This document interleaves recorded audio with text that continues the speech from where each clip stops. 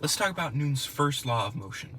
Newton's first law of motion states that an object in motion will remain in motion and an object at rest will remain at rest unless an outside force acts upon it. One of the easiest ways to imagine this is a rock on a sheet of ice. If the rock is not moving at all, it's not going to start moving unless you go and apply a force to it by throwing it, kicking it, or, interacting with it in some way. Once you do interact with the rock, it'll start sliding, and if we have an infinite ice sheet and we assume some perfect conditions, then the rock will just continue moving forever. The reason this doesn't happen in reality is because we have friction, and that will slow the rock down, and ice is not exactly 100% perfect, but you get the example. In this case, the rock will continue going infinitely unless something else exerts another force on it.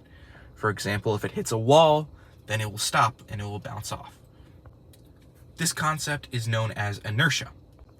This is similar to the feeling like whenever you're driving in a car and you go around a turn, why your body will be moved to one side because your body will keep wanting to go straight forward while the car is turning to one direction, making it so that your body keeps going. The car has to push you back to keep going with the car and not, flying out the side of the car. This law is great because it prevents us from flying through our cars, and the ability for external forces to affect us and our objects around the world is why it can interact with each other.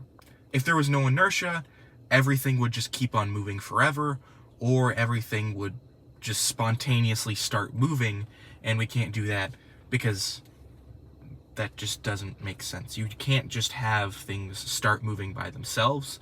There has to be some reason behind it, some kind of force, some kind of energy change in order for that to start to move or change temperature or all that kind of stuff.